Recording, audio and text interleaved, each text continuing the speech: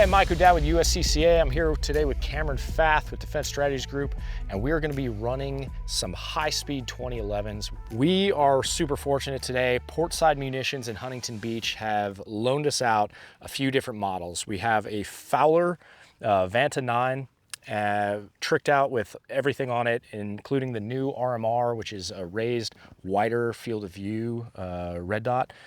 Really cool, can't wait to try this out. And we have two models of the Atlas. We have an Athena and we have an Erebus. These are really, really expensive guns. Thank you to Portside for loaning this out to us.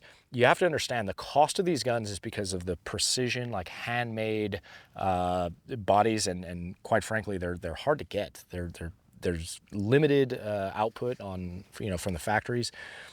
So it's not something where it's like a Kimber where they make, 10,000 of these and it's really easy to get.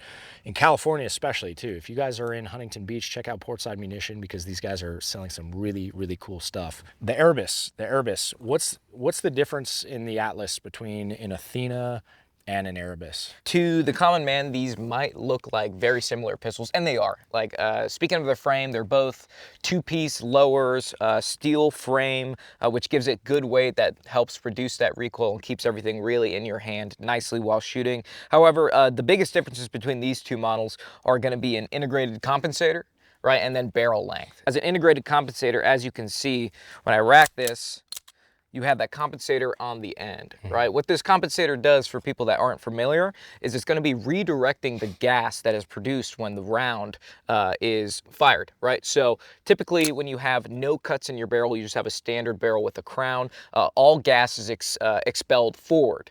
Now, what if we took that gas, which provides resistance, and redirected it up? Well, my barrel wants to rise up when I shoot, so if I have now force coming down or pushing the gas up, it creates a really flat cycle of the pistol. So a lot of competition shooters and even a lot of people that are carrying concealed now or just want a gun that performs really high are adding a compensator to their barrels or adding a compensator to their firearm or porting it, which offers a lot of the same advantages, and you'll see a port on the Fowler when we go over that. These two pistols are some of the most precision and well-manufactured 2011 styles on the market. I mean, compared to the Vanta as well. That's going to join them right alongside on that throne. So for those of you at home and you say, well, I looked this up online and it's incredibly expensive. You might be finding the cheaper end of these guns at $6,000 up to $10,000 if you're looking for premium aftermarket, hard to get. So you say, well, why would I ever spend that on a pistol? Well, there's a lot of reasons Cameron just mentioned. Also, if you want to talk, what is that dollar going to do for my shooting? Well, it's going to make it more accurate, hands down. Out of the box with little training, people tend to be more accurate with these guns for one single reason, and that's the trigger.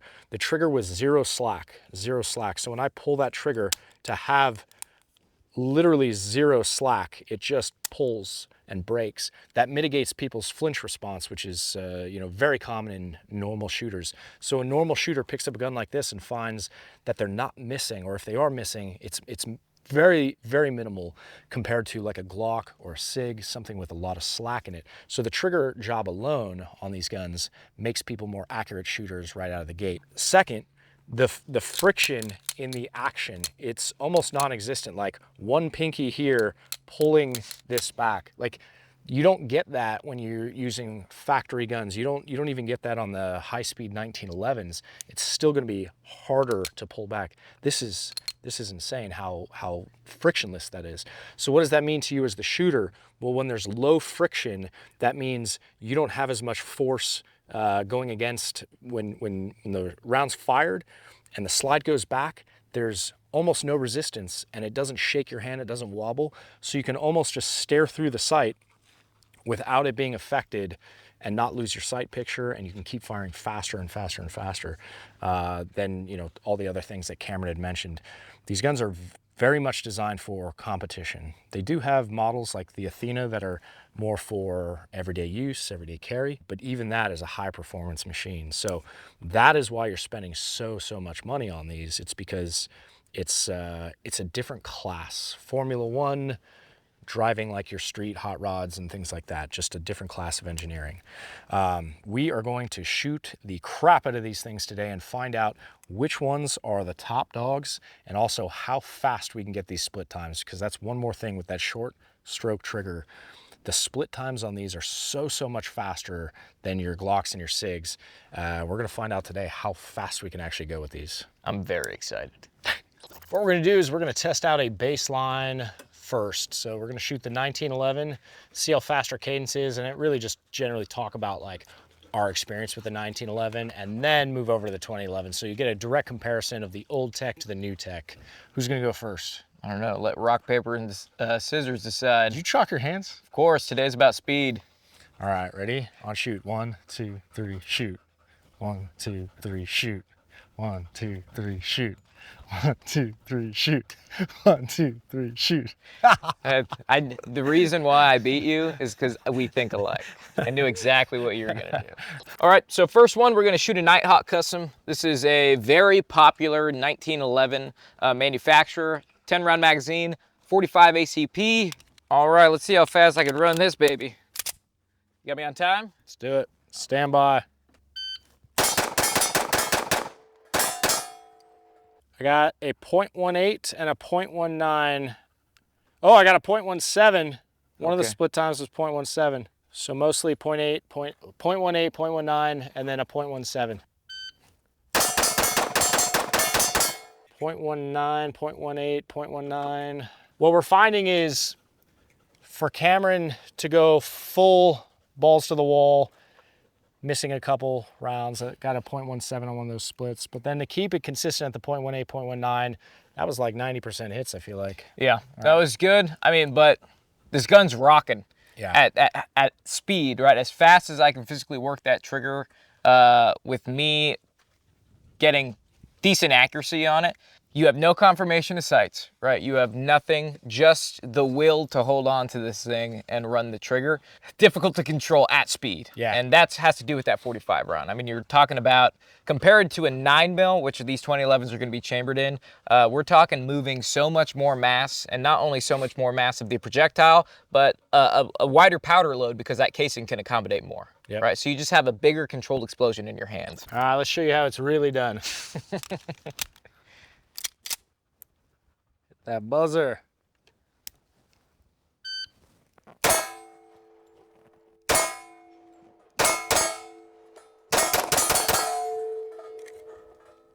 All right. Let's see that split time. 0.18 seems to be the fastest. 0.18 on a 45? 0.18 on a 45. Yeah. All right, we're gonna go on the 2011s now. All right, we're gonna run first the 2011 Atlas model, the Athena. This model is designed to be like kind of the workhorse, super fast, competition centric, but also like for carry. So this is probably most comparable of the three we have to like the staccato duty carry. Just touching it and feeling around with it, the action is so smooth. The slide is like almost frictionless. Running the RMR, the brand new RMR that's slightly elevated, bigger optic window, which is really cool. Cameron's gonna run it. We're gonna see what kind of split times we can get with this model, which is closest to duty. Got a couple 0.15s on there. Thoughts on it? Super soft shooting gun.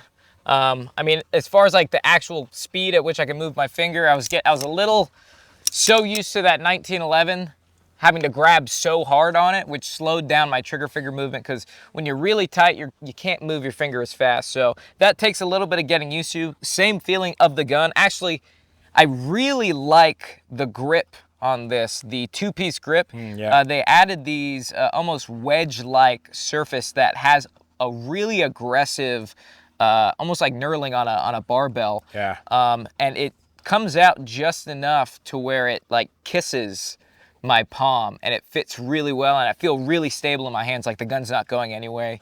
The 9mm to 45 difference is huge. A 45 is like a literal explosion in your hand. This is like a slight push. So, I mean, it's night and day to shoot the standard 45 1911 and then this piece of engineering. I'm sure like in more capable hands, you can easily get single-digit splits on this thing. Wow, that was fast. Wow. Got a 1.2, a 1.3, 1.4, 1.7. Just, you know, same thing Cameron was saying, first look, you don't have to grip as hard as you do with the 45, which makes you relaxed and allows your finger to move so much faster. It's night and day. The optic window stays right in there. Yeah, sure, I'm throwing some rounds because it's, you know, I'm getting used to this thing, but I've never been able to fly my finger that fast, really, like on another gun. There's no slack in the trigger. None.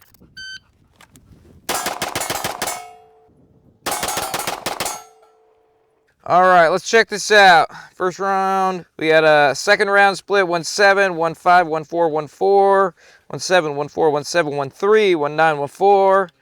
Yeah, we're just moving, dude. Moving. Yeah. I mean, even your bad splits are all sub, you know, 0.2 We're seconds. talking, like we're saying numbers right now, right? Yeah. We're talking close to a 1/10 of a second. Close to a 1/10 of a second, you're ripping a second round, right? So you're shooting 3 rounds within half a second, close to, give or take, right? Just think about that. Like how fast it takes you to count to 1, you've already shot 3 rounds. Let's move to the Fowler, which has the ported barrel, which should kind of elevate this. I'm excited to try it, actually. Personal favorite. Yeah, let's do it. You mentioned this gun is oriented strictly for like performance shooting, like USPSA styles or Steel Challenge. Why don't we run it with some competition grade ammo? We've been shooting 115 grain so far, but we got this 136 grain from Badlands Ammunition that is specifically designed for 2011s, right? So I'm actually excited to see how they pair with the barrel, barrel ported. Yeah. Let's run it, dude. Okay.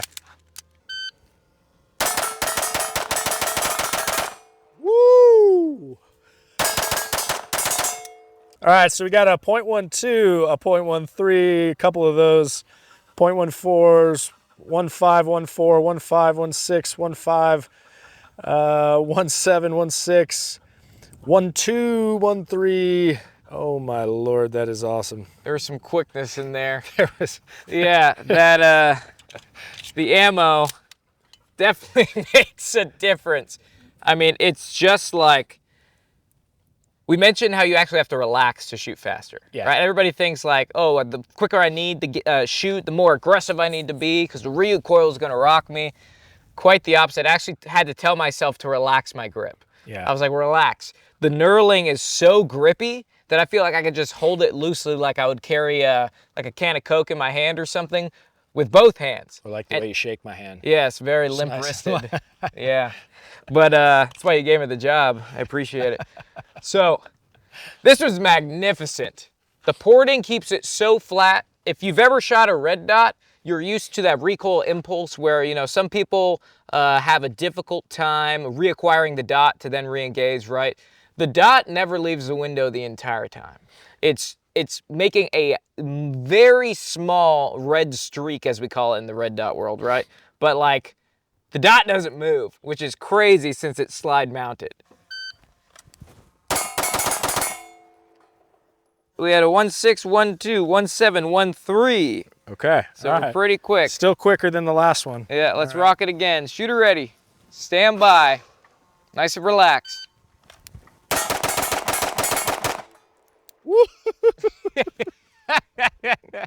They have 1.9, 1.3, 1.4, 1.5, 1.6, 1.4, 1.6, 1.6, 1.7. Yeah, 1.3, 1.4, 1.5. No 1.2s? There was no bad. Oh, it fell faster. Ah, not faster, but man, that is fast. It is such a quick gun. Yeah, we had a 1.4 in there, 1.5, 1.4. Moral of the story is these guns are so fast that I'm getting upset that I can't shoot faster than a 1.4 or a 1.2 or a 1.3. Like, I feel like my only limitation is my finger, just trying to like learn it. That's it. What I really loved about this compared to the Athena was the weight actually helped so much. I think if you were counting hits, there were way more landing on this with a fully relaxed grip. I didn't have to grip at all compared to a normal gun that I shoot this fast. We'll be testing the third and final of the 2011s. We saved the best for last, at least cost-wise the best for last. This is the Erebus from Atlas. This gun is gonna run you damn near 10 grand. Obviously it's less, but if you're in California or someplace, these are very, very hard to get. This one is compensated, not ported, it's compensated at the end, and it shoots so incredibly flat, but the action itself, we're talking like one finger slide back. All right, Mike, you ready? Yep. Atlas, Erebus, here we go. Shooter ready, stand by.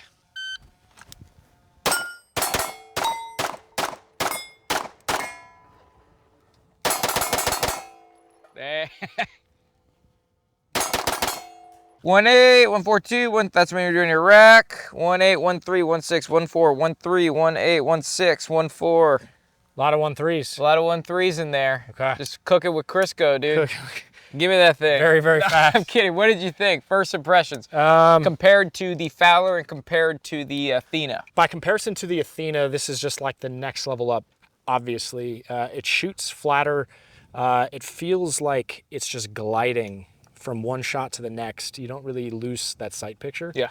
Compared to the Fowler, it's actually lighter. I genuinely liked the weight of the Fowler more. It felt a little bit more stable, although the friction of this slide, this action, is less on this. Yeah. So it's almost like I get one better quality, I think, on the Fowler, but the friction on this was so minimal. It's hard to describe. And of course, I think the trigger itself, I think it was moving quicker, or at least I was able to move it quicker. Okay. Let's see what you think. Oh yeah, man. I am more than willing to give you my personal opinion on this. All right, brother, ready? I do. You want to see something cool? Yeah, let's do it. All right, hit me with that timer. Not a lot of guns you can do that with. Nope. You had some 4.5s and 1.4s there. Ready? Yep. Stand by.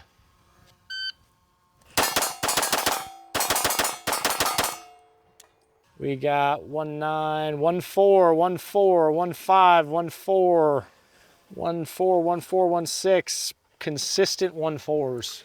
So I feel like we're getting more consistent.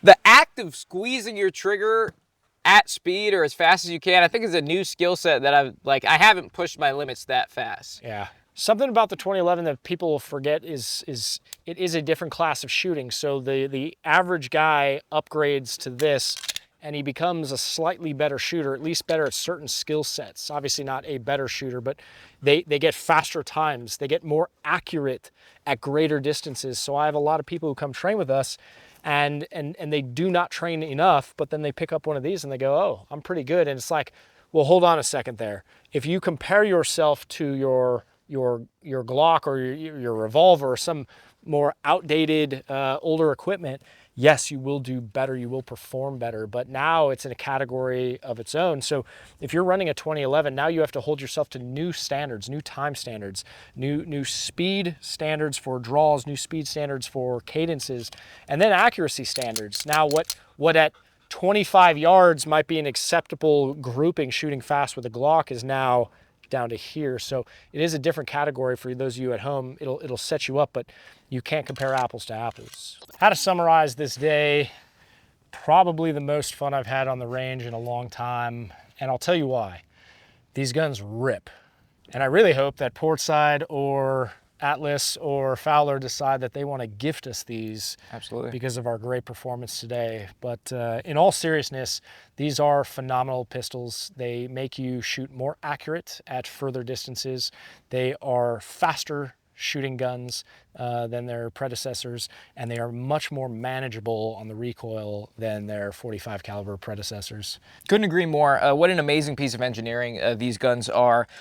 You know, I think it's super important because they always say, like, the equipment doesn't make the man makes the equipment. And this equipment in the hands of the right man is like, you're unstoppable, right? However, we can't let our equipment kind of compensate for us, right? Even though I am holding a compensated pistol, don't let it compensate for your lack of skill, right? It all comes down to training. I'm sure I could have gotten faster splits today if I've worked more with these. This is actually my first time shooting these in depths. What an awesome range day. Heck yeah, that was great. Hey, if you like what you saw, hit that like button and make sure you subscribe. We would love to hear from you guys at home if there's any 2011s you want to see tested or the 2011s that you actually prefer, because there are a few brands out there in the same category that we didn't get around to testing today. We would love to test fire. And if you're a company that makes these and you want us to shoot it and test it, let us know in the comment section or direct message us. And as always, continue training, because that's how we move forward and that's how we progress.